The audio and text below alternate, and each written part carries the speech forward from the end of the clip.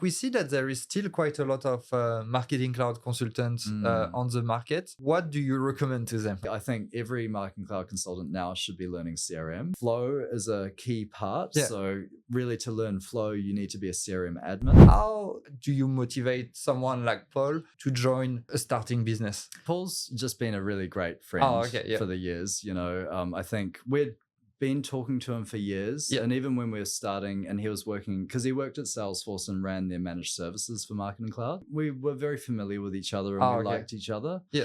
And then, he joined us. It was me and him in Sydney as the first 2 employees here.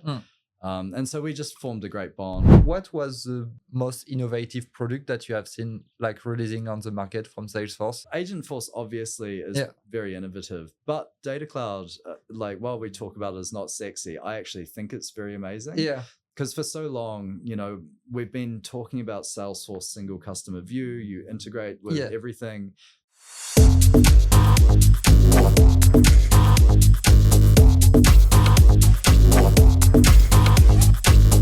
Hello everyone, today I'm with Leonard. Robin, partner at XENAI Digital, a Salesforce practice, but also very well known for AFD Digital and his contribution to the Salesforce ecosystem. Nice to meet you. Great to meet you. Again. Maybe you could introduce a bit yourself in your own words for those who don't know you already yet. Yeah, sure. So I'm a Kiwi from New Zealand. I've been in Australia for, I feel like about 10 years. Oh, yeah. We actually started the business in the Philippines. So we started AF Digital there. Yeah. I was living there already. I was consulting through IBM. And that's where I met my business partner, Pauline. Yeah. So we started the business in Manila. We had the angel investor, John Orrick, who was the founder of Cloud Sherpas. Okay. So he's a what's that? Cloud Sherpas. I don't know what it is. So it's like one of the big original OG Salesforce practices. Oh, okay, yeah. Yeah, so they sold for a massive amount to Accenture about 5 or 6 years ago. Wow. Yeah, so he was the founder of that. That was actually his second Salesforce practice. He did another one, Okiri. So he's like the grandfather of Salesforce consulting. Yeah, so I was in the Philippines. My contract ended with IBM and I went for a job interview with him because I was a CRM consultant, but not Salesforce. Yeah. And so I interviewed with him, and on the side, I had a side hustle with Pauline. We were doing a marketing agency. Okay. So in the interview, I told him, I was like, I've got a side hustle. And then he was like, I don't want to hire you, but I will invest in your side hustle. Oh, okay. So wow. He gave us kind of angel funding and he gave us office space. And then encouraged us to kind of pivot our marketing agency into a Salesforce marketing cloud practice. Oh, yeah, that makes sense. Yeah, but at the time, Salesforce had acquired Radian 6 and Buddy Media. Okay. So we started in social media to start, and that grew then into Exact Target and et cetera, et cetera. So what was Radian 6? Like, I'm not, it was Exact Target? Or no, Radian 6 was a social listening tool. Okay. So, and Buddy Media was a social media management tool. Okay. So it's kind of like Hootsuite. Oh, okay, that makes sense. Yeah, so that became Social Studio with Salesforce. Yeah, and now it's retired. Now it's retired, yeah. So that's interesting to see how Salesforce took an exit on like social media scheduling. Yeah. Why is that, do you think? Oh, so it really makes my heart sad because I love the product. I thought it was really great. The reason they did that is because there's no budget is spent by marketers in social media. Yeah. So it wasn't a very profitable product for them. Okay. At the end of the day, it was an important product, I think, for marketers. But a lot of marketers, they'll outsource their social to their agencies. Yeah. And their agencies bring their own tools. Yeah. Salesforce's proposition was a social media management tool that connects with Salesforce CRM. Okay. So if you had a complaint on social media, you could then do social customer service. Yeah. So it's really great. You could listen in, you could see the sentiment, and if there's a spike in negative sentiment, you could trigger an action in CRM. Yeah. So we did a lot with, say, energy companies. Okay. They would have outages around the country, and we could listen in on social and find out before they knew there's an outage in this area. And we could trigger a case being raised in Salesforce if there's an issue. Oh, that's very interesting. So, for example, like let's say there is an outage. Before the company already know it, they will be able to map that there is people that are unhappy on social media. Correct. And probably links the reason that it's due to an outage. Exactly. Wow. Yeah. And we did a lot of data science around it. So we categorized the spike amount. So kind of like a tornado. We're like, oh, that's a category 5 spike. That's serious. Okay. Wow. Yeah. That's because really nice. we could look historically back like 10 years and be like, what are all the biggest spikes you've ever had? Wow. That's really cool. It was amazing. Yeah. And so what is name, this person? Radian 6. Oh, John Orrick. John Ark. Orrick. Yeah. So he invested in your business back in Philippines. And how come did you guys move to Australia to kickstart the practice, like to continue the practice, I would say? Yeah, it was a decision that we made.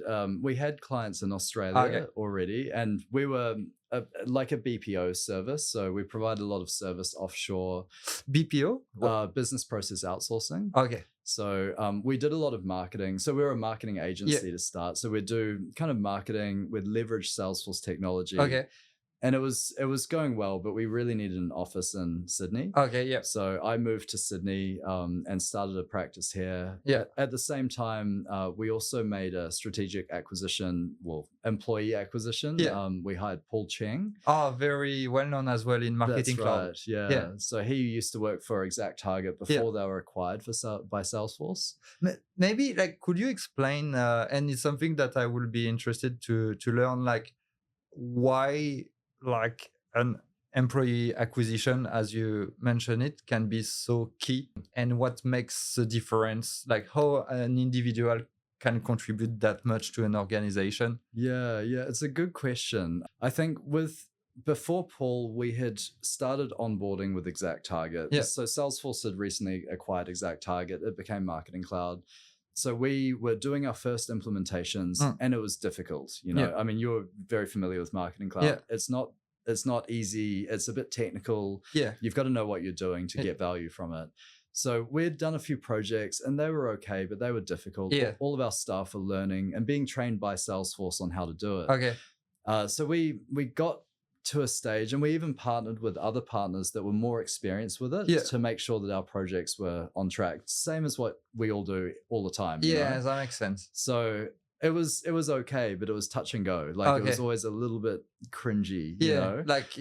Difficult. That makes sense. And then Paul, he just came in with this confidence of, he knows what the difficulties are, the likely things that you run into. It's things like rounded edges on an email. Yeah. It's they don't work in Outlook. You can make it work, but you never promise to a client that it'll work. Because it's just, you're going to be in pain after. Client that makes sense. Yeah. So with his advice, we would guide the clients on the best requirements to get the best out of the platform. So we don't take the requirement and go, that should be possible. Right. Yeah, we agree in a contract, and then we get into trouble in delivery. Okay. So it's like a protection almost. That's right. Yeah. And I guess it's probably also the role as a mentor to the other team members. Correct. That must play as well. There's a lot of stress on the employees as they're learning the tech, but when they've got someone to guide them and to make sure they don't make mistakes, it's way more comfortable for those employees. And I guess it's a bit like a last backup. So I feel there is quite a few Salesforce practice. If you work there as a consultant and you don't know the answer, your only friend is Google. That's right. And maybe having someone like Paul, you can say, okay, maybe Paul can be the last resort to provide me an information. Or that's interesting. And how do you motivate someone like Paul to join a starting business? Yeah, that's a great question. I don't know. Paul's just been a really great friend for the years. I think we'd been talking to him for years. And even when we were starting and he was working, because he worked at Salesforce and ran their managed services for Marketing Cloud. Right now? No, before. Used to. Yeah, so we were very familiar with each other and we liked each other. Yeah. And then, he joined us. It was me and him in Sydney as the first 2 employees here. And so we just formed a great bond. We were really hungry. Salesforce were also very friendly as well. They were it was different how it is now. They gave us deals. They encouraged us to go into clients. Because what I've heard right now is that even though you are like a Salesforce partner, you still have a bit of responsibility to market yourself and go get new customer by your own way. Is that correct? That's right. Okay. Yeah, it's very competitive now, and Salesforce used to refer a lot of business to partners, and we'd just always be flush with business. Now it's very much we are expected to get our own clients, and sometimes they'll bring us into deals, but often we have to bring deals into them. What do you think explains this switch of like almost mindset, like this pivot from Salesforce? Yeah, it's a good question. It's topical. I think a lot of it is there's a lot of partners now. Okay, there were a lot fewer partners before. Yeah. So now there's 1,000 partners, and I think in Asia Pacific, and they're all going to Salesforce saying, "Give me business, give me deals." So the account executives are just like partnered out. They're like too much. But it feels in Australia, even if there is like 1,000 partner, in fact there is maybe 10 to 15 that people remember and that are like known as good in the ecosystem. That's right. Yeah. Like when you think about it, like there is maybe 1,000 partners, but only a few leaders. That's right. Yeah. Yeah, that's interesting. I think also the newer partners as well, they're hungry to get clients, so they'll be very cheap with their implementations. So there was a big trend around doing $15,000 implementations a while ago. Fixed price, here's a package. Yeah. For the account executives, it helps them sell licenses. Yeah. Because they're like, okay, here's the partner quote, 15K, here's my license, 50K. Yeah. You know, sign it. And the client's like, great, that's a great deal. The problem with those deals is it's often not enough services. Yeah. And to be profitable on those, you either aren't profitable or you have to cut corners and, you know, only give them a few hours. Yeah. So we used to do that as well. All the partners would do that. But the starter pack. Yeah, starter pack. Yeah, quick start. Yeah. And they're good for the AE, but not for the client and not for us. Okay. Yeah. So, but for new partners, it's a good way of getting a foot in the door, getting some experience. Yeah. But it's not a sustainable practice. Yeah. So for us, and it's the same as the organization you work for, I'm sure, is that you can't go in with those low deals because of the risk. Yeah. So now we quote properly based on what's required and knowing what we know, but it's just too much for the account executive on a new client. So if it's a greenfield, they're like, you know, hundreds of thousands of dollars, it's too much. Yeah. Yeah, that makes sense. I think like the one benefit of the starter pack is to put a foot in the door. Yeah. Like so like you are expecting like the end customer to do step-by-step improvement, more an iterative process. That's the idea. Yeah. The problem is the budget cycles are annual and sometimes 2 years in advance. Their budget for Salesforce for the year is the starter pack. And they have no one trained internally. So they get live, but it's really not enough for them to start using it and getting value. Probably it's like a strategy that is more targeted at SMB. Yeah, yeah. Like business that could use HubSpot, for example. What do you think? Yes, the problem with SMB or most organizations is they don't have the internal skills to self-manage it anyway. Yeah. So, you know, they need a technical marketer like for Marketing Cloud or a technical CRM person inside. And if they don't have that person, which most small businesses won't, it's almost impossible for them to self-adopt or self-implement. So they have to either pay an employee or a consultant to do the work to constantly iterate the product. Yeah. So it's like, where's that money? Like it needs to be spent somewhere. Yeah. So small businesses, yes, if they're very like willing to get their hands dirty and figure it out. Yeah. But many small businesses struggle as well. Okay. Yeah, that makes sense. And I was wondering, so you moved to Sydney a few years after creating like the practice in Philippines, and like you decide like how the transition was it difficult? And I'm wondering, like, is your staff, most of your staff based in Philippines as well? And how do you work with like an offshore team? Like what was the transition from Philippines to Sydney? Yeah, good question. So when we started in Sydney, it took us a year before we really started getting clients there. Okay, yeah. So even Salesforce were like, no, like you're a new partner. We've got our existing partners. So it took a long time to get their trust. So what do you do during this year? We just kept selling. We kept servicing. We had clients in Asia. Asia was a great market because we were focused on enterprise in Asia. So we'd be dealing with banks and telcos, insurance companies, and they all had medium budgets, like Asian budgets. In Australia, the mid-market spend more than, say, enterprise does in Asia. So you still have a revenue stream? Yeah, correct. So that really supported us for the first year or so. And then we started getting a few wins in Australia and then started getting trust with the account executives. And it started working really well. We grew our offshore in the Philippines to, it was probably about 80 people. That's a lot. Yeah, it got quite big. We eventually sold it. So last December, we sold to Digital Alchemy. So our offshore team got sucked into Digital Alchemy.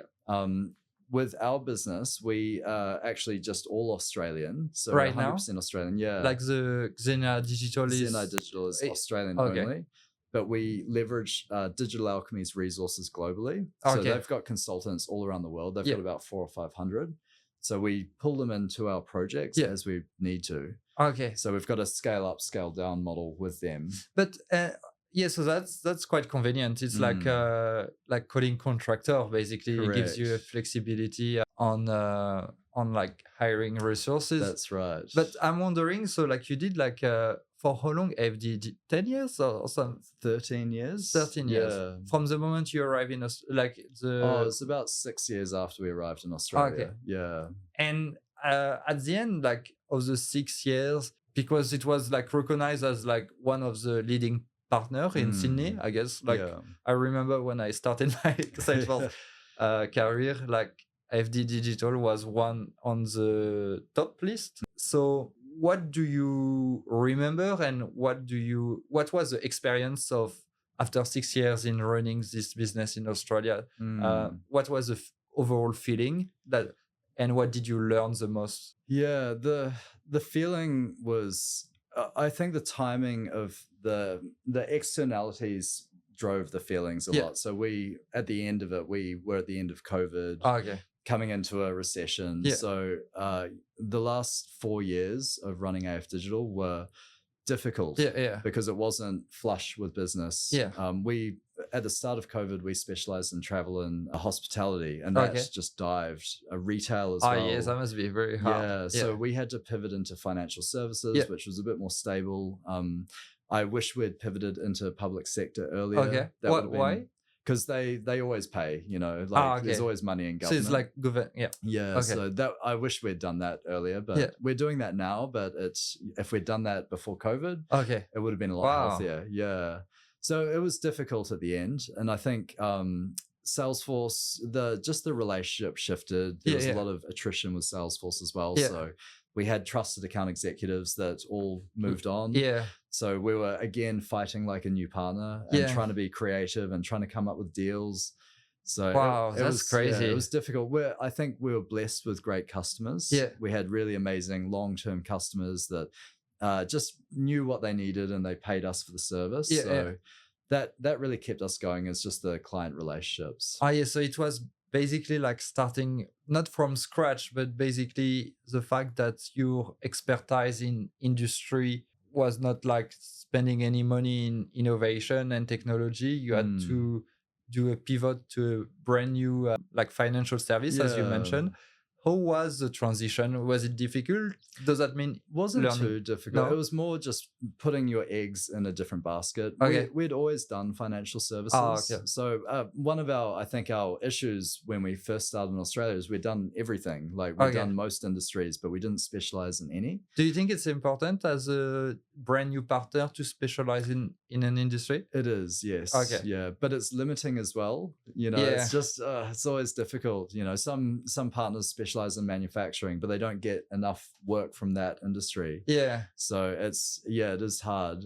But I think, like Visio, the previous Karnak, yeah, they were very specialized in manufacturing property. I actually did a proof of concept for AgentForce for real estate. Great. How did that go? So AgentForce is a very brand new product. I think it's a good product that is very promising. It's good. I think I'm looking forward to see other usage of AgentForce, because today, for example, the front end is a chatbot still. So I'm quite excited to see how you can have different way to interact with AgentForce, and mostly voice. I think voice will be exciting. They just bought Salesforce bought Service Now. I think. Yeah, I saw that. So I might be wrong, but they do voice basically. And last AgentForce event, that World Tour that they organized in Sydney. I'm not sure if you went. It was in I don't know. The demo, it's someone calling and you have so this I'm quite excited about it.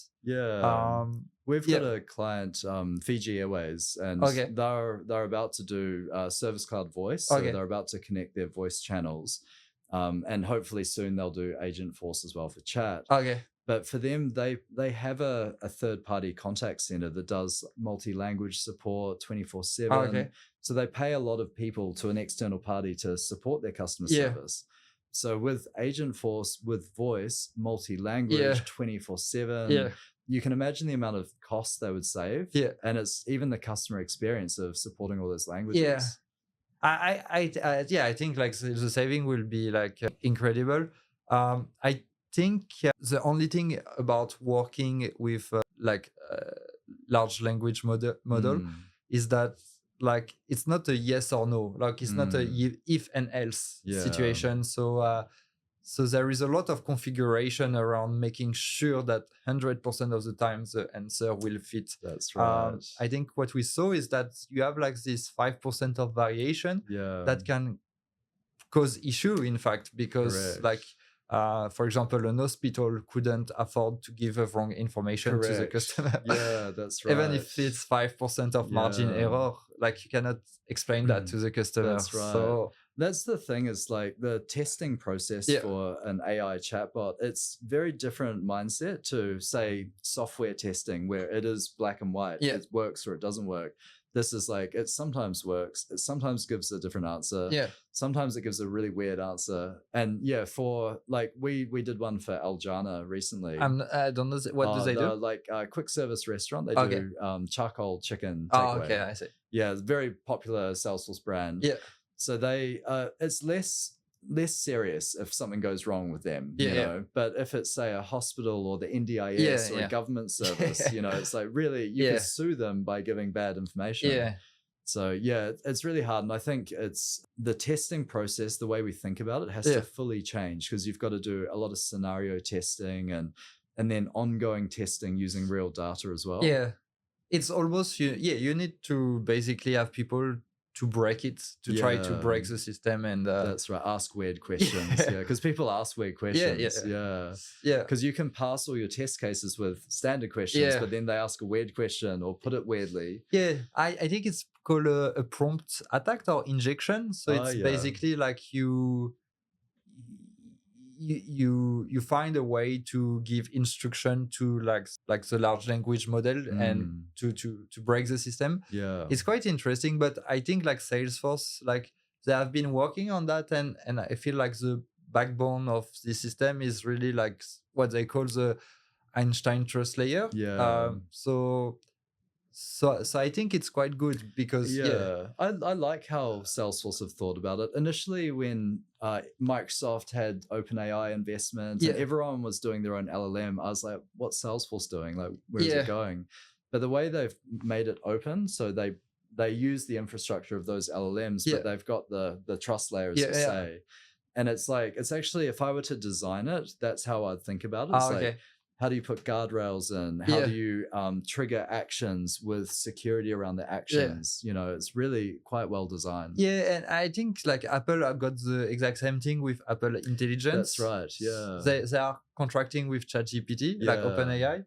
And I think it's quite interesting because it's being like a powerful organization is in fact being able to say we are not fully expert in large language model, but we can work with external experts in the market to build the right product. Yeah. I think they do have IP. They've got the reasoning layer as well in Salesforce. So it does have some elements of AI, but the guts of LLMs. Yeah.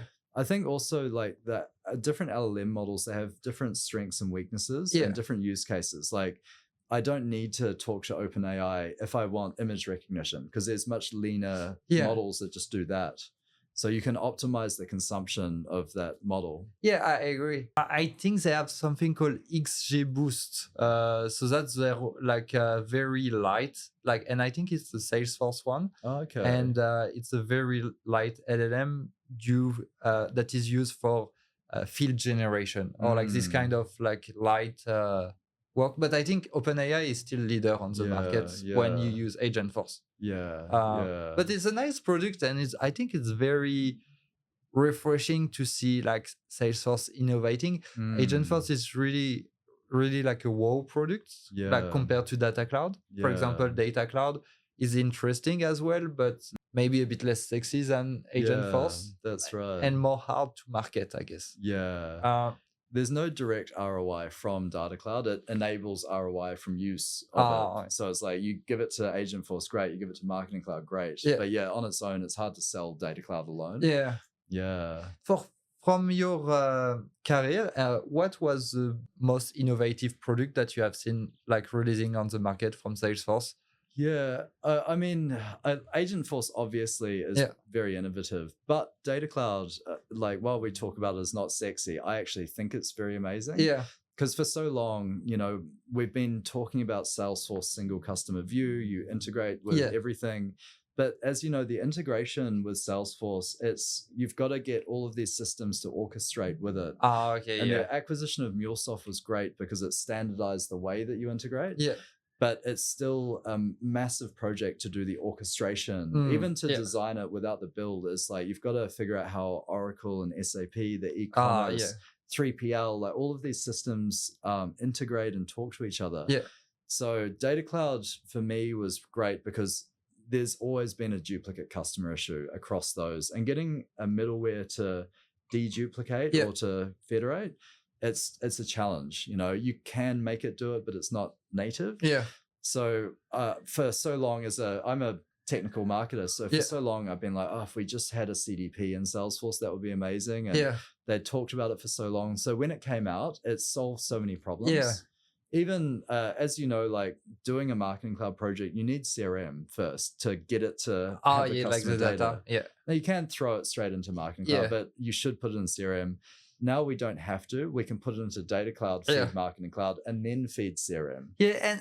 And I guess that's very interesting because I was reading like a LinkedIn post of someone that is actually based in France, like a Marketing Cloud consultant, and he mentioned like that ExactTarget is like a product that will probably retire in like 5 years, and that everything will be based on Data Cloud, like at least on the core platform. And that the marketing interaction, so like triggering an email, an SMS, or a call, or like ads, like all of that will be based on Data Cloud. Do you think it's true? Like, what's your vision on ExactTarget and like the future of what Salesforce will do with this product?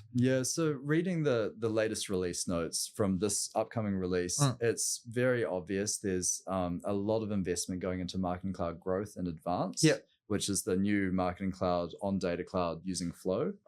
So that's where there's just so much innovation there. And even AgentForce, because with Marketing Cloud SMS or WhatsApp, you can't trigger a two-way transaction in CRM. I mean, you could, but it's not native.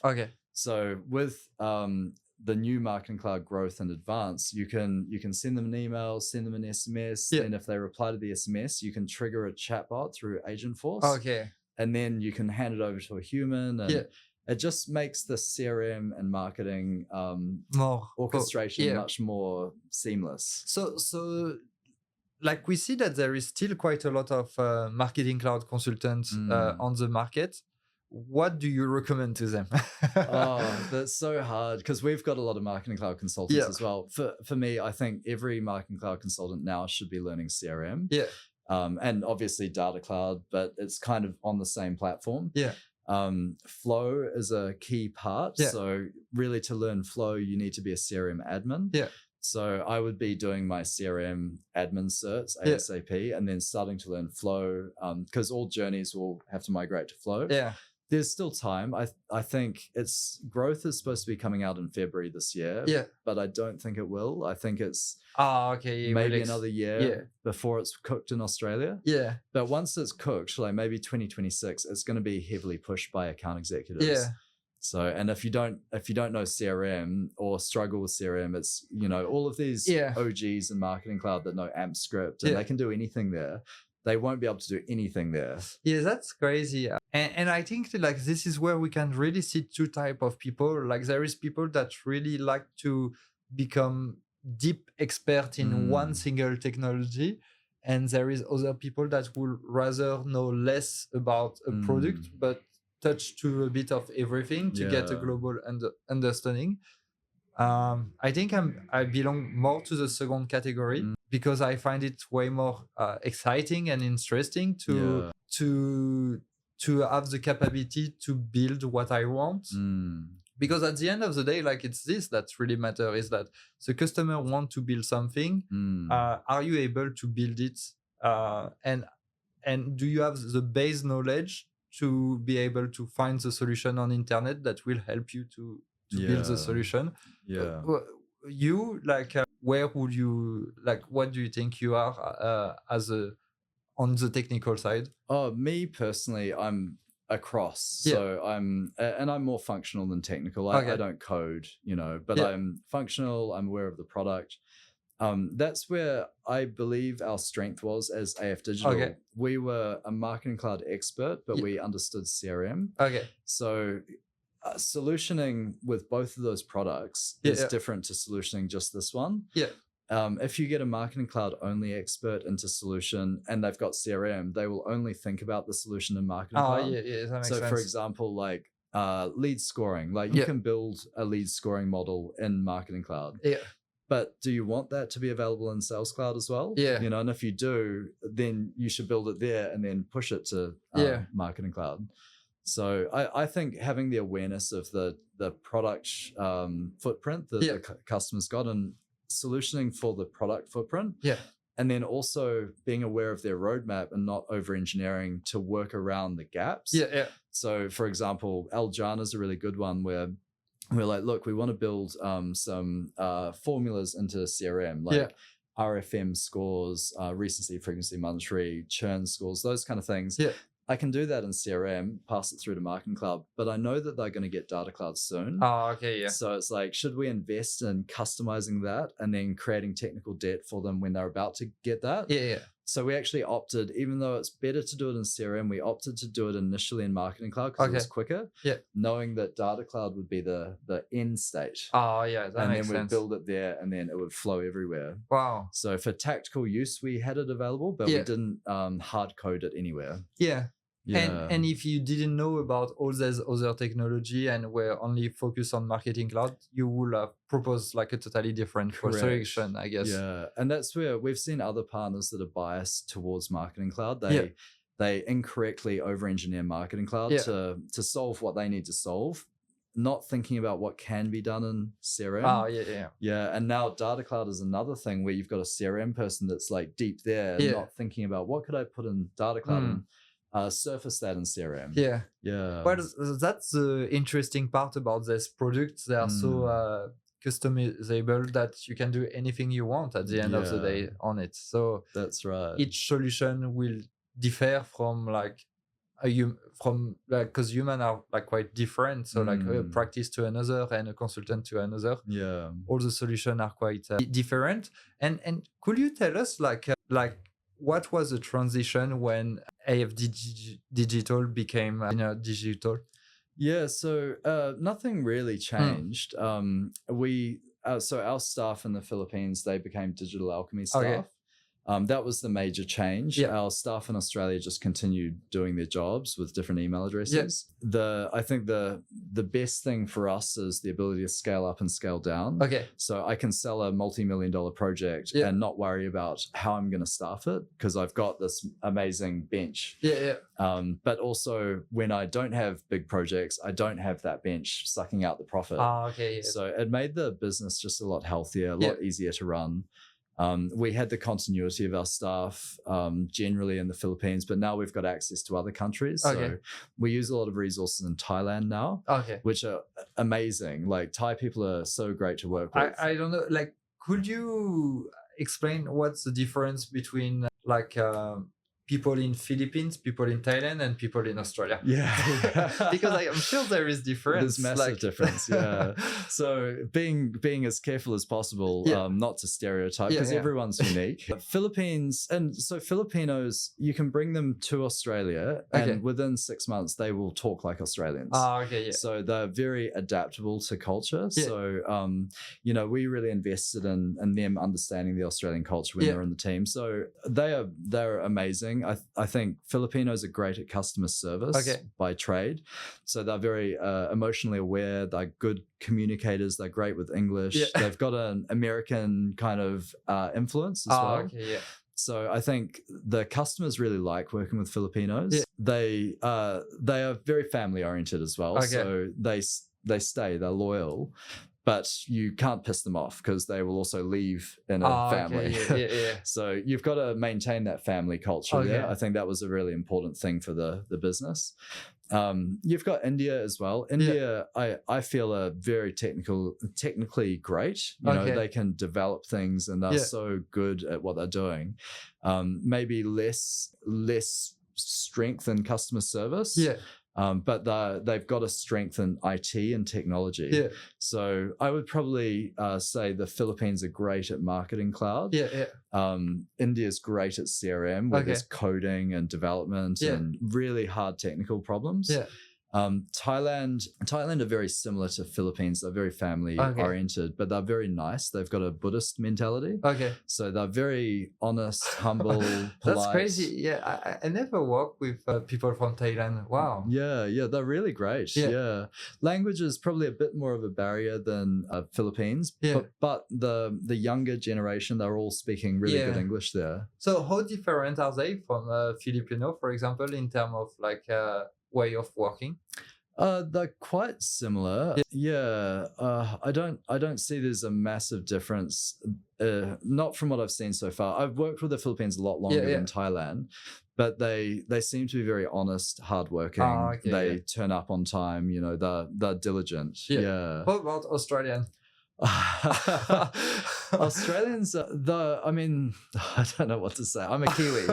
So Kiwis and Australians, we don't like each other already. But Australians, they like working with Australians. It's probably something, it's good or bad. It just is what it is. So they do prefer to have a local face. And I think there's a low tolerance for things going wrong if it's offshore. To their detriment, I think I've seen some Australians really love working with offshore and they get a lot more value than other Australians that don't like working with offshore.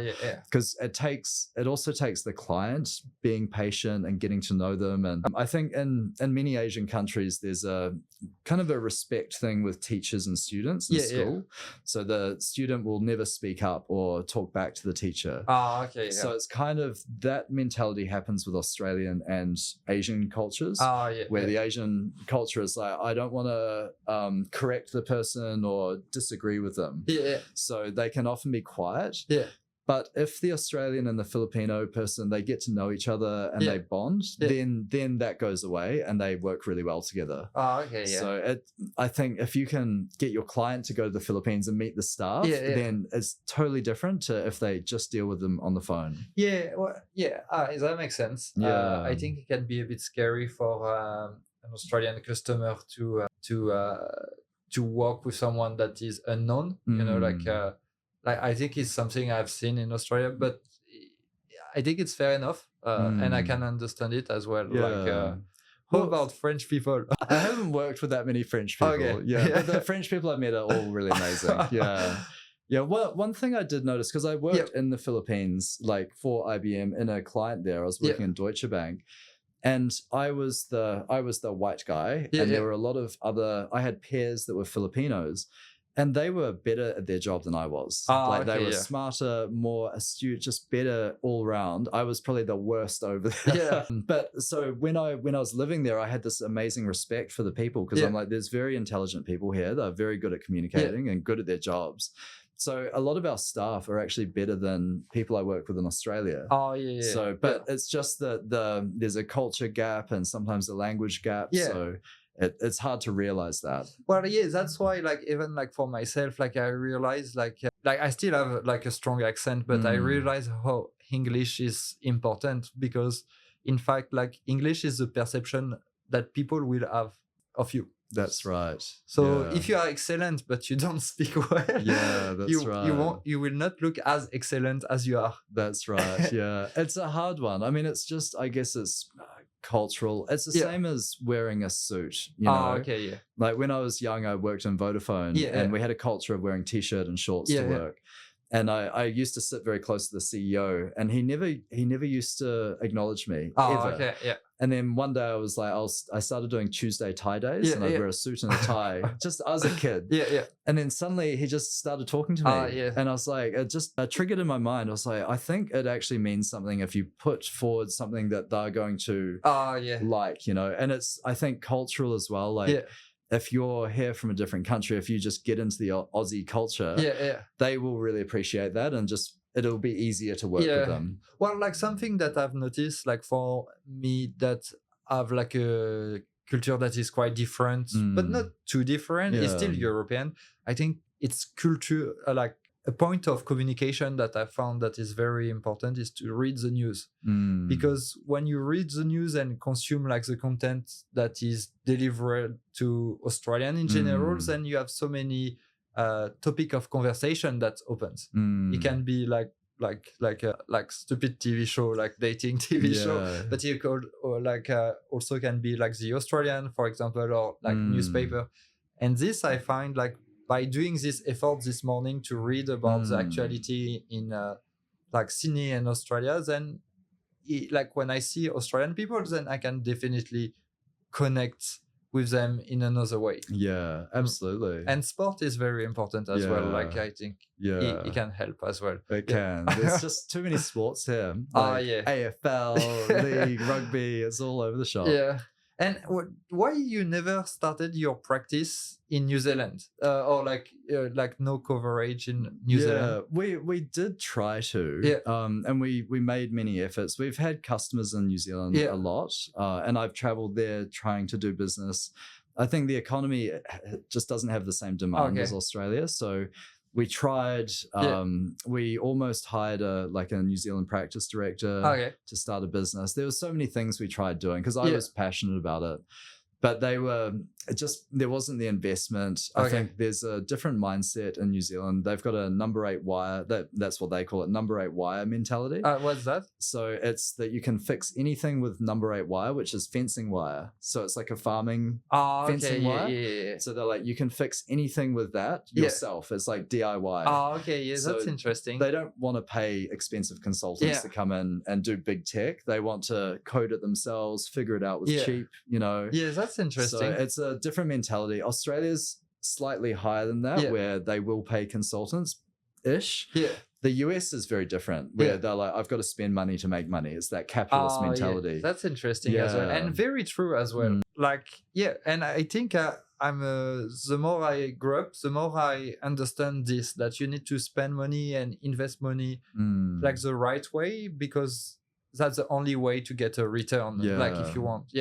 But it's hard, like with Salesforce, we've spent a lot of time thinking about ROI. Like, how do you measure ROI from a Salesforce investment? And if you think about the investment in Salesforce, like a P&L, a profit and loss statement in a business, you've got this cost that you're like, okay, I've got to pay this license fee, which is a fixed fee every year. And say that's $100,000. And then if I double that and say I've got to pay consultants $100,000 every year. So it's $200,000 a year for 5 years. So that's, what's that? $1 million. Is that right? $1 million. So it's like, how do I measure the return on that? Okay, yeah. Like, how do I bank the money? And at what point do I break even from my investment? Yeah. So, and unless you've got a tangible method of measuring the ROI, yeah. So what is that? And because you could do Marketing Cloud, you can measure ROI relatively easily with Marketing Cloud, like UTM tagging on e-commerce. But even then, it's like I could do email marketing with a cheaper tool and do the same thing. So why is Salesforce different? How much of an advantage is it going to give me? Yeah, that's interesting. Yeah, basically, like if I understand correctly, for example, if you have an e-commerce website, it's very easy to measure like your return on investment on your ads or like anything like this. But Salesforce as a tool, it's way harder to have the metric to see if this technology is bringing revenue to the business. That's right. Yeah, that's very hard. That's very hard, yeah. And very custom. So like it will depend on each customer as well, I guess. So we've used customer lifetime value as a model to measure. Yeah. So we baseline and say, okay, your customer lifetime value is your recency, frequency, monetary minus your CAC, your cost of acquisition. So we say, okay, well, it's $30 right now. Yeah. What if we got it to $50? Across all of your customers. And so if you have a customer base of 10,000 customers and it goes from 30 to 50, then it's 10,000 times $20 is the total value. Yeah. So what's that? $2 million. Yeah. So, it's like, it feels like a fluffy number, but it's a real like revenue number. But in order to measure customer lifetime value, I need the transactional data. Okay. So that's where Data Cloud becomes really important because you can tie your transactions to your customers, calculated insights. Yeah. So for me, that's why it's revolutionary. I'm like, finally, I can have everything together. I can measure value. That is linked. Yeah. But I'm thinking like another way to measure Salesforce as an investment is not, in my view, is not only on the external side, like how much money do you bring for the customer, but also like, for example, on the employee retention side. Yeah. Or like the day like your company there is an acquisition, like how easily you integrate like the other company into your company because both of them are using the same Salesforce. Correct. So I think like revenue and sales is quite interesting, but there is so many different other ones. Yeah, you're absolutely right. Like people do value a business better if it's got Salesforce. And there is also applying customer lifetime value modeling. So the historical way of valuing a business is historical. It's your previous EBIT and revenue. You usually do a multiplier. But what is an EBIT? EBITDA is your bottom line profit. Yeah, so usually it would be, say, 5 times EBITDA would be your valuation, or 2 times revenue. So just a standard way of valuing, but that's all historical revenue. There's a new method of company valuation where they're looking at customer lifetime value. What's my future predicted revenue from my current customers? Because you can really model that and accurately predict. So it's early days, but it's I think people are using that as a standard, but they're contributing to that but wait, we've got a big customer base, we've got recurring revenue, we've got an average tenure of 5 years. They on average spend this much, so we expect our revenue to grow like this. But it seems like this is very a new model that is inspired by SaaS businesses and like monthly recurring. That's right. But so they do that now as well for the Salesforce practice, like in general? No, it's early. Yeah, I mean it's being talked about in the US. So they're teaching this modeling at Wharton, which is where I first learned about it. So it's a new model, but I think to your point, there's value to be had by having a robust customer database and also the ability to track the revenue from that investment. There's another area that we look to for ROI. It's data breach reduction. So so the average row of customer data is worth $250 in a data breach. So if you have 1,000 rows breached, it's 1,000 times $250 is the average cost to an Australian business. So it's quite a big cost, and everyone's got heaps of data. So marketers have a lot of data they don't need. So if we can delete some of that data, we can say, well, we deleted 10,000 rows from your database. That's 10,000 times $250. times the probability. So it's a 1 in 6 chance every year that there's a data breach. That's very interesting. I never thought about that. Yeah. So data deletion, data destruction, having data policies. That's like ROI. Not that anyone recognizes it as revenue, but it's a cost saving of a potential That's very interesting because like when I've been working like with all the customer on data retention, on the data extension, you know, in marketing, it's always turn on off, like because all the customer are keeping the data as much as possible, and it would be very hard to explain them that there is benefit of removing the data, like the data extension. That's right. When it's free. Like they will say, oh, if it's free to keep it, then I will keep it. But that's an interesting one. Like I didn't know that actually. Yeah, there's the other angle that we look at, similar to employee retention, is employee productivity. Oh yeah. So which is a little softer, but you can say, okay, by having a marketing automation system, we used to do a manual campaign. 5 times a week. Now we do a 1 times a week campaign. So we've saved 4 campaigns a week. So you can then say, how many hours did you spend times the hourly rate? But unless they reduce their headcount, it's not a saving. You know what I mean? It's a productivity gain. And so I think like Einstein Copilot will play a key role on that. Like it will be interesting to see how it's able to help like people, like employee to access like easy like the data in Salesforce. That's right.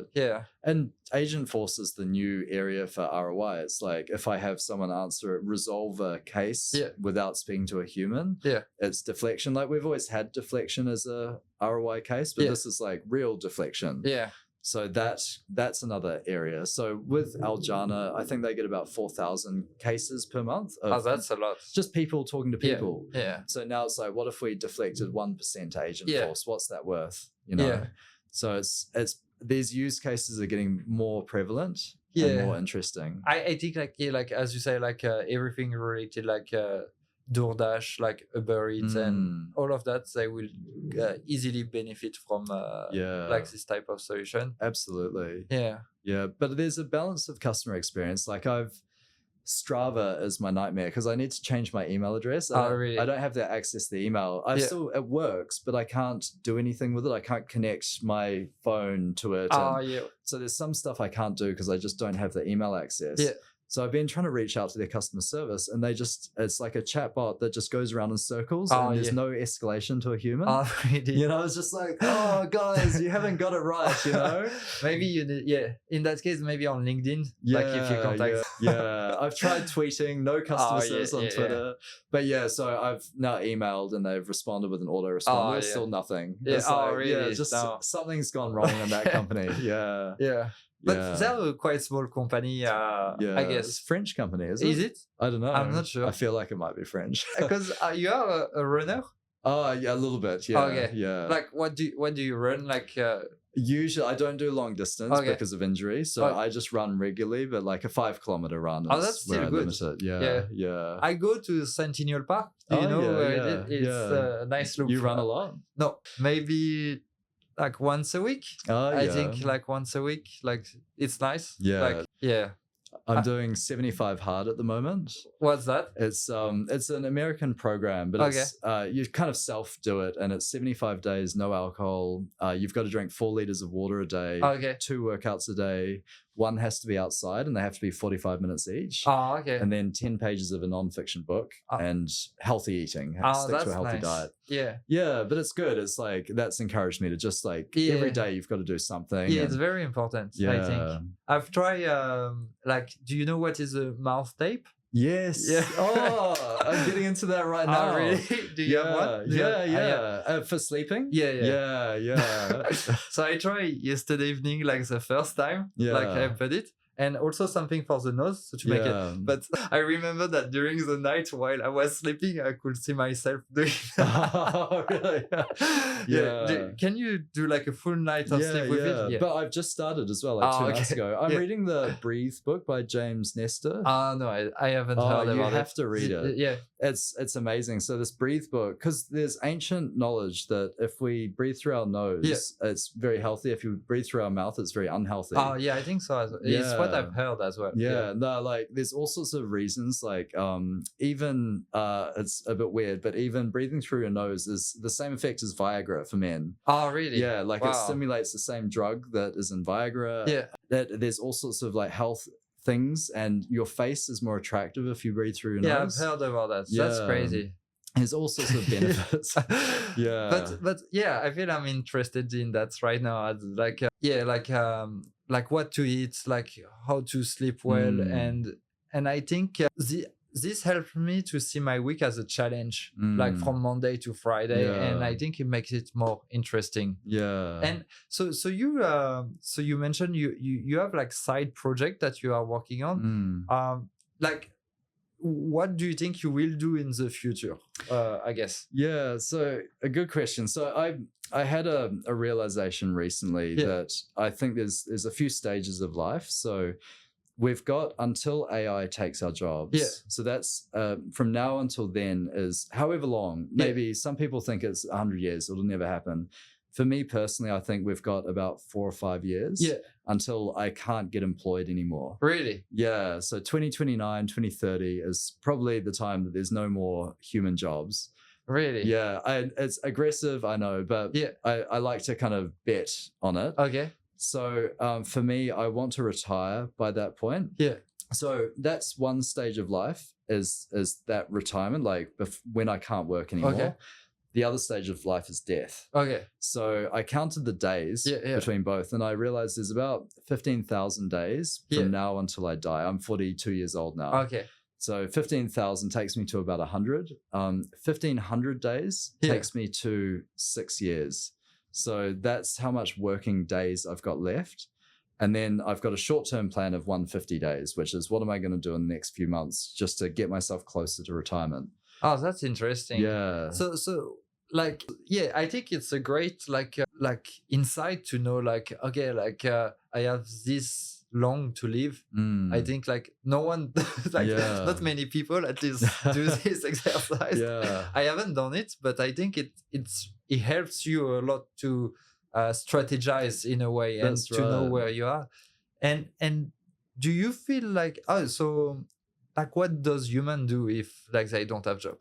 Well, that's the problem. And so I think all humans will have to rely on the government to support them. So universal basic income it's got to happen. The problem with most governments is they aren't geared up. Their financial model is not geared up to pay that. You know, the current tax department takes money from people. Yeah. So it's like we pay them like almost 50% of our income to support the government and their doing it difficultly. Not being negative, but just like if the government was run more like a business that's a profitable business as opposed to a cost center that takes from the people, because it's got to shift the model to provide for the people. So I think this is what is happening with Elon Musk and the Doge thing. So it's like cutting the cost as possible and running the US government as a proper business. That's correct. And I think like it will expand to the world because like we are really under the influence of the US. That's right. So it's probably a system that will spread across for everyone. Love them or hate them. I think it's a better way of running a government than, because right now it's so inefficient. And it's like, you know, I pay so much of my tax money and I hate seeing it just like spent, you know, when they recruit for the government, just for these people to sit there and take that money. I wouldn't run a business like that at all. So, and I would be looking to tax the companies that are doing, like the big companies that are doing stuff like taking out oil and gas. And there's so much opportunity that's being under tapped. And also it's a black box. So you don't know what's going on into like the money that you provide them. That's I feel what he's proposing is basically to have a listing of like the different expense. And I think like people need more clarity if they pay that much, and they also need more possibility to interact and provide feedback. That's right. Because today, like it's very hard to contact someone from the government by yourself.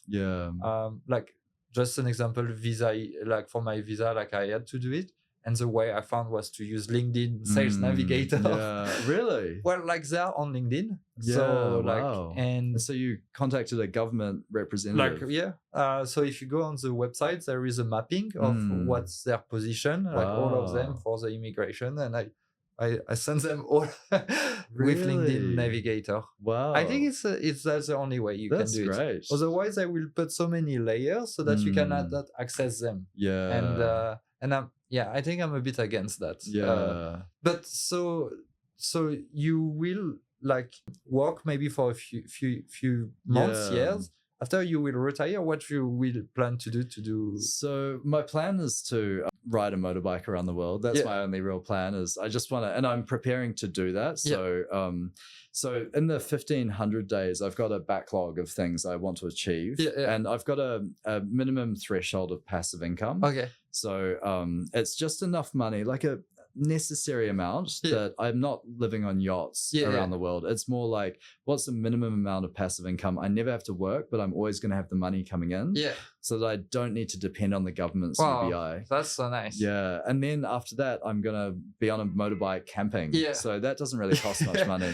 I slap myself because I'm working so hard to build wealth so that I can not need it. You know. Yeah, I think that's a very nice goal. Yeah. And what motorbike would you drive? Do you already know? Or? Yeah. Oh, well, so I sold my old bike recently because I want to buy the bike I'm doing the trip in. Yeah. But now there's all these new bikes coming out that I'm getting into decision paralysis analysis. I was looking at the Royal Enfield Himalayan. Oh, I don't know. Does this, is it like what kind of bike is it? It's like an adventure bike. The Royal Enfield is it's Indian founded, and it's really built for the Himalayas. Okay. So they've had a long history of having these really robust motorbikes, and they brought out a new one which is like a really good. It would be fine for me to do the trip. But now there's a category of adventure motorcycling that started. So there's a lot of new bikes coming out that are for this purpose of riding long road trips with off-road and road. Yeah, so you've got panniers and just everything you need on a bike. That would be a crazy... and for how long? Like, can you do that indefinitely? 3 years you mentioned. Yeah, 3 years is the plan. So I'm planning to buy... I'm planning to buy some land in Australia or New Zealand, like a farm, before I leave, and then do 3 years, like 2 years riding, and then maybe 1 year in like a monastery as a monk. Oh, wow. You know, just really separating from society, and then come back and set up a sustainable farm and, you know, maybe have a family there. Wow, that must be amazing. In Australia? Probably New Zealand. Oh, okay. Yeah, it's probably a bit hot, you know, global warming. Yeah. But New Zealand's like long term. Yeah, it's a good option. Well, I feel I wish we could have had time to do a podcast just about that part. That's probably like the most exciting part. But thank you so much for sharing about Salesforce and like your future plan in life. And I hope we can meet soon. Yeah, thank you, Alex. Thank you. Yeah, thank you very much.